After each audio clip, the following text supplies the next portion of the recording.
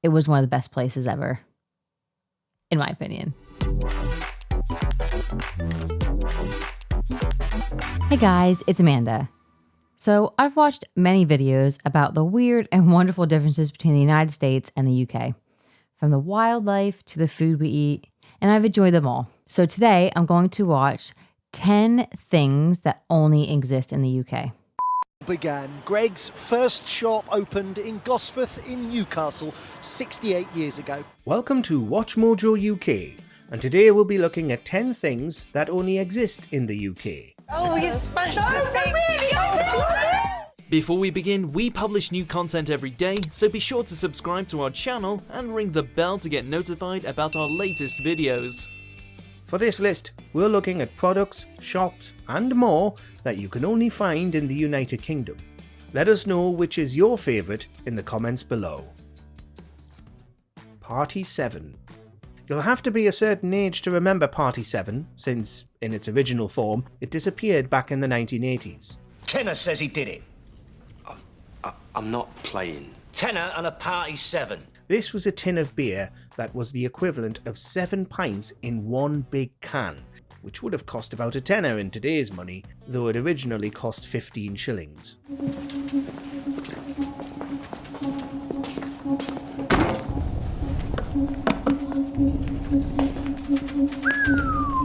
It's a testament to how much the Brits love booze that such a product existed and remained popular, despite its propensity to explode and supposed poor quality. Right, the chosen vintage of the CID. Then, in the 2020s, Party 7 had a brief renaissance when the beer returned in a keg format in 2021. Little Chef. 7 pints in one. No wonder you Brits can hold your alcohol. It's true. It didn't look very appealing in that can. Like, I'm assuming you didn't actually just drink right from it. You poured it into a glass or whatever. And I'm actually assuming that one person would sit there and drink 7 pints. You probably just shared it. Obviously. Duh. I think. It was a sad time in 2018 when the final Little Chefs closed their doors. Well, I'd like eggs and bacon. I'd like toasted jam. Once upon a time, every long car journey could be livened up by a trip to a Little Chef, which lined motorways up and down the country. That's what the Little Chef serves me. Little Chef's lots more fun. You could go in there and get classic food like a full English breakfast for a steal. A boon not only to families giving their kids a chance to stretch their legs, but lorry drivers needing a pick-me-up after hours on the road. It struggled for years following its decline in the 2000s and eventually shut all its branches. But for decades, it was a British cultural icon. A Little Chef goes a long way. So it's like the British version of Denny's. I absolutely loved it there. You could order breakfast all day long.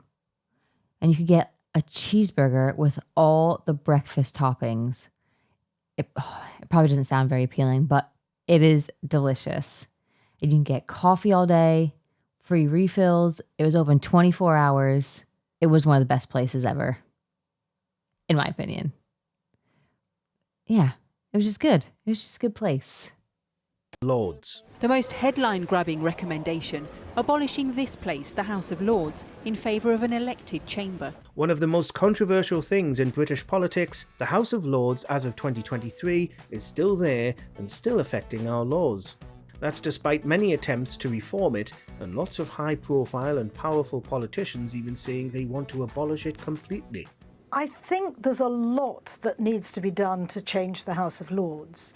What I'm not convinced about is that we need another elected chamber. It's one of the most bizarre parts of life in the UK, that we still have this system of hereditary aristocratic titles that mean unelected people, often rich landowners, get to sit there in Parliament and tweak or even outright block laws devised in the House of Commons. What people get very worried about is the size of the House of Lords and the appointments process for the House of Lords. They've got no real public accountability. and are one of the strangest things about Britain to explain to foreigners. Cornish pasties. Did I just hear that right? So, if you're rich enough, and obviously a part of, the families and all that sort of stuff, you can be a part of the House of Lords. That seems a bit mad that someone can help shape laws for the people without actually being elected by the people. What? That just seems a bit crazy, doesn't it? I mean, I guess no crazier than the US at the minute, but... Cornwall is a unique part of England with its own distinct culture, flag, and even a native language. And it also boasts one of the most iconic British foodstuffs, the Cornish pasty.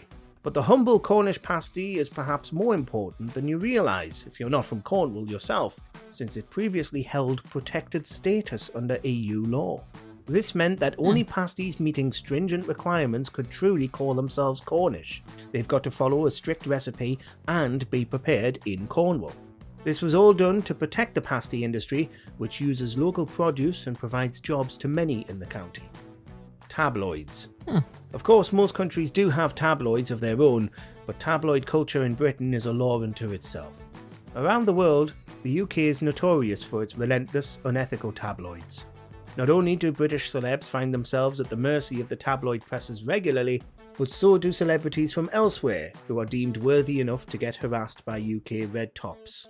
For over 100 years now, cheaply produced papers relying on sensationalist reporting and invading the privacy of the rich and famous have been part and parcel of British life, so much so that it's strange to imagine that the media landscape is very different overseas. Colin the Cat. I don't think he's ever seen a tabloid in the US. They're pretty much the same. I mean, yeah, celebrities, alien abductions, you name it, there's been a tabloid about it. But I think that's just the nature of the beast, isn't it? It's quickly becoming the food fight of the century because the iconic birthday staple, Colin the Caterpillar, is going to war with lookalike Cuthbert. No child's birthday party is complete without a visit from Colin the Caterpillar. Caterpillar cakes are sold by every major supermarket, all boasting different names, though the original Colin version was introduced by M&S in the 1990s. Marks and Spencer's are taking Aldi to court over the budget-friendly version of the cake, claiming that Cuthbert is not only an imposter, but riding on the coattails of the supermarket's reputation.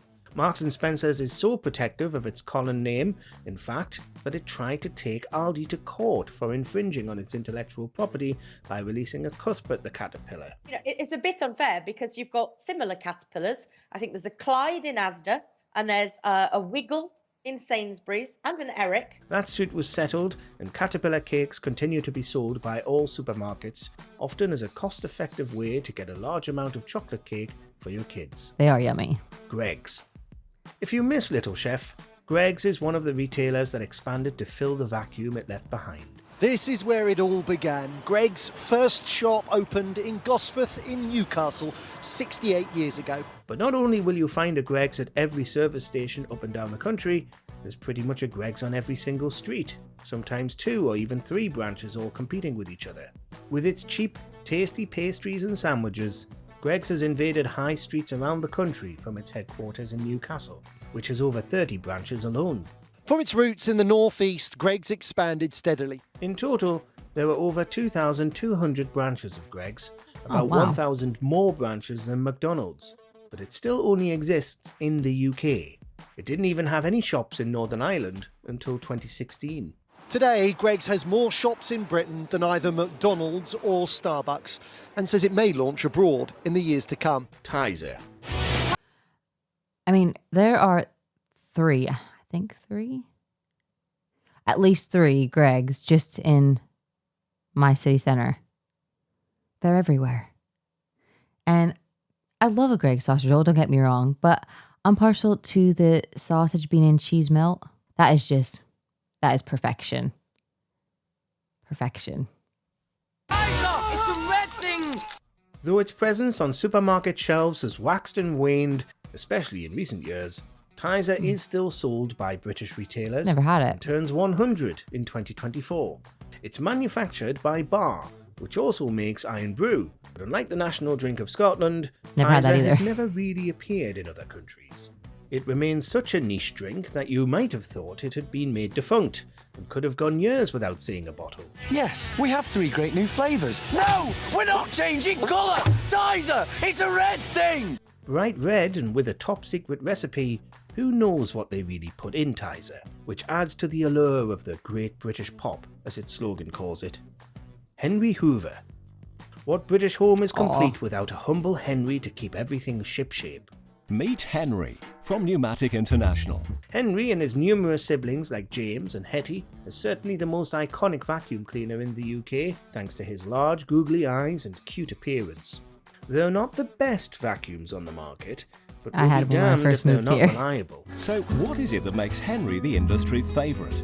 Is it the long life engineering and proven reliability? There aren't any bells and whistles on Henry, though some are designed for slightly different things, and buying him you can be sure you've got a solid appliance that might even last a lifetime, and all without breaking the bank. It's all over the floor as well.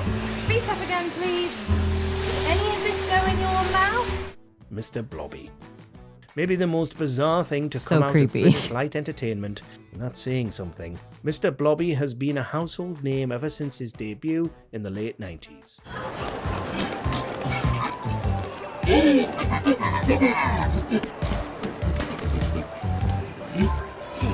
But his longevity defies all logic and reason. An absurd character who caused chaos on Noel's house party, Mr. Blobby now routinely reappears on TV and even on the stage. Because Mr. Blobby will be going on holiday soon, he needs to get a photograph for his passport. Even Blobby needs identification. Every time he does, he wreaks havoc, ruining segments, breaking items, throwing tantrums, and scaring children half to death. Oh, you smashed the thing. Really? Why do they keep bringing him back when his only role is to smash things and screech like a banshee? Your guess is as good as ours. So I've heard of like Mr. Blobby, and I've heard that he's a bit weird and a bit creepy, but I actually thought it was a kid's show. Like, that didn't seem like that was a kid's show. Like, what actually did he do? He just walked around and smashed stuff up and had that really creepy voice. Oh, that's one thing that's probably good that just stays in the UK. I'm not sure how true some of them are, though. I mean, tabloids, definitely not unique to the UK. And I'm pretty sure you can get Henry Hoover's online in the US.